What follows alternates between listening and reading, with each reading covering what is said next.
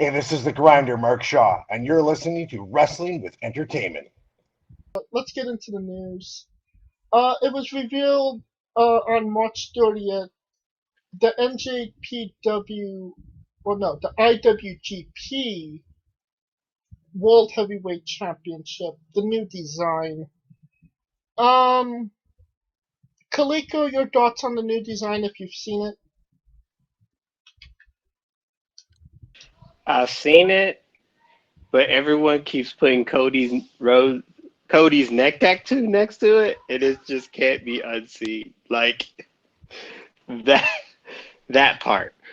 Yeah, I, I I see where they were trying to go with it, like an anime type of deal, but uh, yeah. There's one big thing that one thing comes to mind.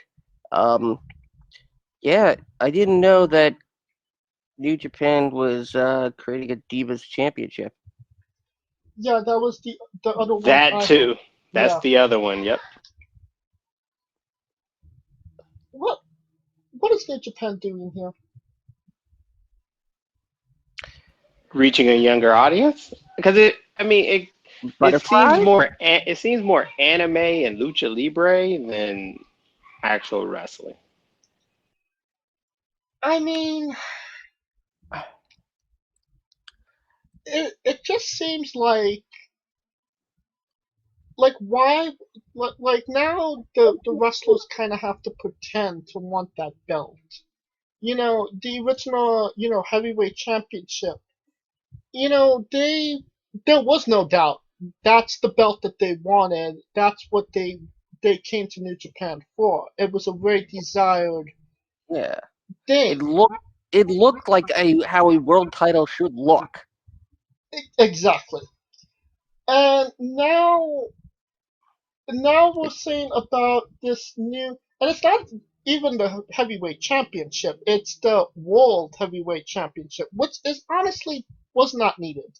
I mean, the WWE championship is not the world WWE championship. It's just the WWE championship, and it's the most desired championship in pro wrestling.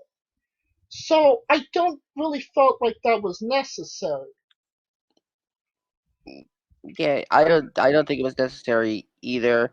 The lineage is in the fact that it was the IWGP Heavyweight Championship.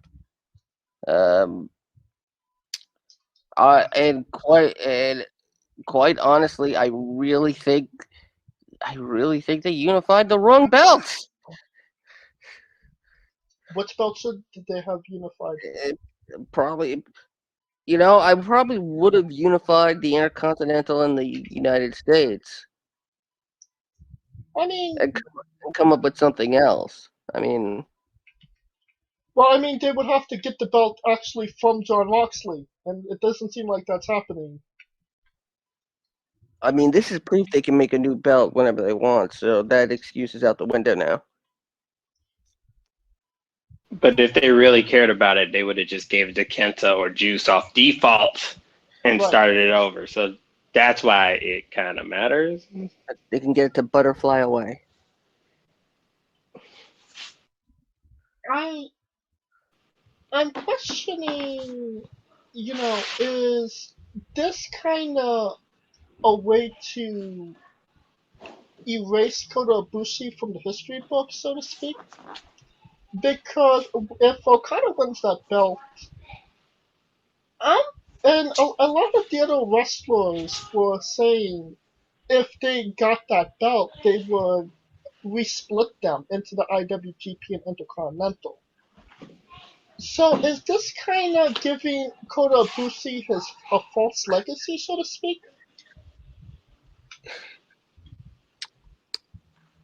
That's an interesting.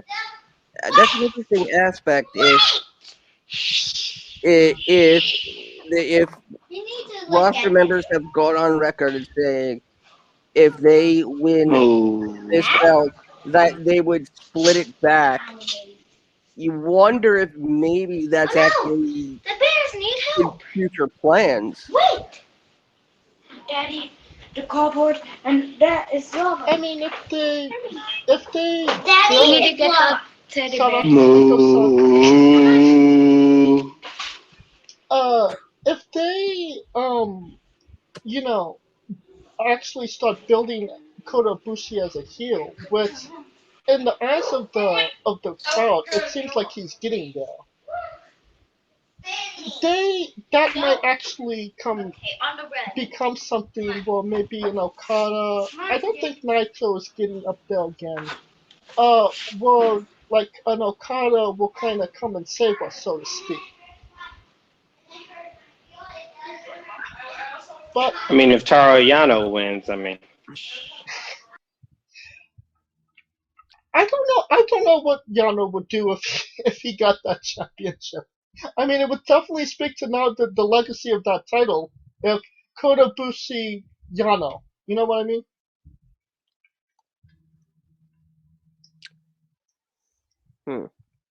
or Yoshihashi.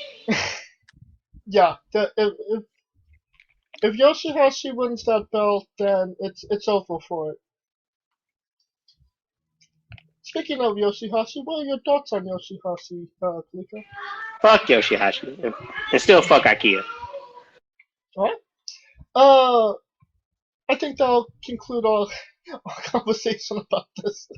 The other bit of news that came out yesterday, I believe, Chris Jericho will be on the next Broken Skull Sessions with Stone Cold.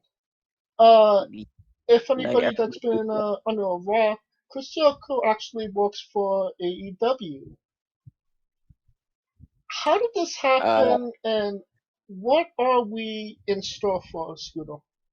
Well, first of all, this is being done with full approval from Tony Khan. So this wasn't anything the WWE already had, and everybody thought this was an April Fool's prank, but the prank was that it's actually real. Now, he's not secretly interviewing Scotty B, is what you're saying. who the hell is Scotty B? I don't know. We interviewed him the other day, and Oh, you mean the serial killer? Either way, the full announcement of the interview does not mention AEW in the promo. It will air following night 2 of WrestleMania. It is promised to be a historic edition, and it's going to be very interesting given how strict WWE is with the written, well, not unwritten, but the forbidden use of specific names and other terms. Names on that list include the Young Bucks, John Moxley, All Elite, Elite by itself. Elite by itself, really? Yep. Interesting. All Elite Scooby Doo? Idea. I'm Elite. Zoinks. Other than that, this is it's WWE AEW collaboration. No, it's not. This is a one-time thing. We'll probably learn more about whose idea this was after it airs. Probably. But I do, Austin did ask Vince about it and got the okay from Vince. So maybe this was maybe this was Stone Cold's idea. Impossible. Okay. This was actually booked back in November. It was recorded in November or was booked in November? Booked. Okay. Yeah. Austin reached out to Jericho after the Broken Skull sessions with The Undertaker aired in late November. Not sure if it's taped as of yet. I know it's not going to air live. That's for damn sure. Of course. Um, But the thing I want to know is, what does AEW get out of this? Because the only time I could remember like something similar happening was when they inducted Ric Flair into the WWE Hall of Fame for the second time, and they gave Impact Wrestling, well, TNA at the time, Christian as a swap. Sure. Well, it's very interesting because maybe that's the idea this time around too. They get Christian. Christian is just a bargaining chip, right? He's that big blue dot. He sure is. What about you, Kalika? What are your thoughts on Chris Jericho coming on WWE TV once again, and the possibility of a WWE superstar possibly coming on Dynamite or any AEW TV? Nah, that ain't happening.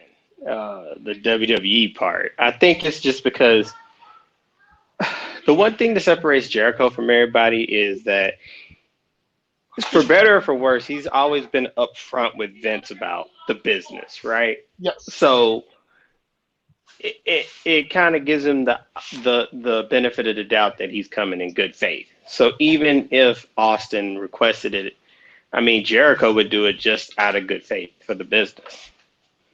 So it's not out of the realm of Chris Jericho if you've seen the way that he moves as a businessman in wrestling, right? And if AEW promotes this, they're not going to promote it as being on the WWE network. They're going to promote Peacock. it as being on Peacock. Yes, 100%. And keep in mind, they had history because they were on each other's podcasts way before, like Pod is Jericho and before Stone Cold jumped on the network. So to me, it's more of a history there. If it was like, I mean, Jericho, is it a big deal? Yeah, but it's not a big. If it was like the Young Bucks or Kenny Omega, then we talking because they got no ties whatsoever. Yeah, I don't think that'll happen. Yeah, but I'm saying that would be a bigger shock than Jericho. Yes. I will say this though, Jericho, in tweeting about it, mentions Tony Khan's Forbidden Door and kicking it in. So you can't say that Jericho doesn't know how to store it up. Exactly. Oh, exactly. Jericho's gonna use this to be like, "Oh my God, WWE and AEW are coming together! Oh my God, no, they're not." If he mentions AEW twice on the show, I would be shocked. Well, then I think that just means he just made the list.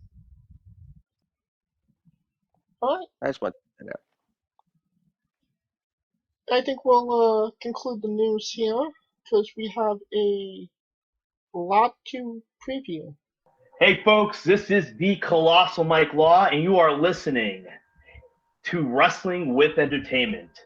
Enjoy the show. Support these guys. We appreciate it very much. We'll see you at ringside.